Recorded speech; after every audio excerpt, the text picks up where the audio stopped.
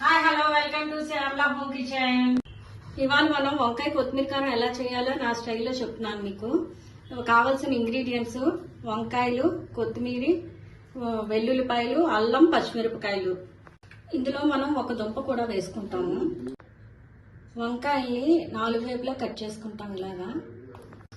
ఇప్పుడు ఈ ఇంగ్రీడియంట్స్ అన్నిటినీ కలిపి ఇలా పేస్ట్లా చేసుకుంటాం. ఇప్పుడు మనం మూకుట్లో ఇవన్నీ వేసుకుంటాం.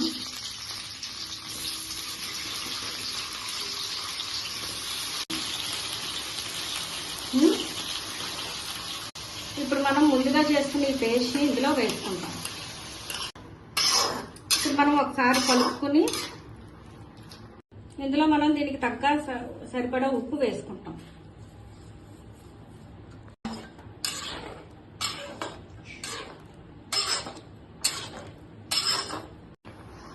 ఇప్పుడు మనం కూర ఉడికి వరకు మధ్య మధ్యలో కలుపుతూ ఉండాలి.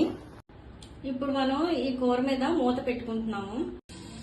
మనం మధ్యలో కలిపిన తర్వాత ఒక 15 మినిట్స్ తర్వాత మన కూర ఉడికిందో లేదో టెస్ట్ చేస్తాము. కూర ఉడికిందో లేదో ఎలా చూస్తామంటే బంగాళదుంప ఉడికిందో లేదో చూస్తాము. ఎందుకంటే వంకాయ వేరంగా ఉడికిపోతుంది, పర్వాలేదు. కానీ దుంప వేరంగా ఉడకదు కాబట్టి దుంప మెత్తపడిందో లేదో చూస్తాము.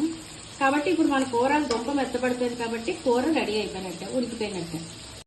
ఇప్పుడు మన రెడీ అయిన వంకాయ కూర ఇలా ఉంటుంది.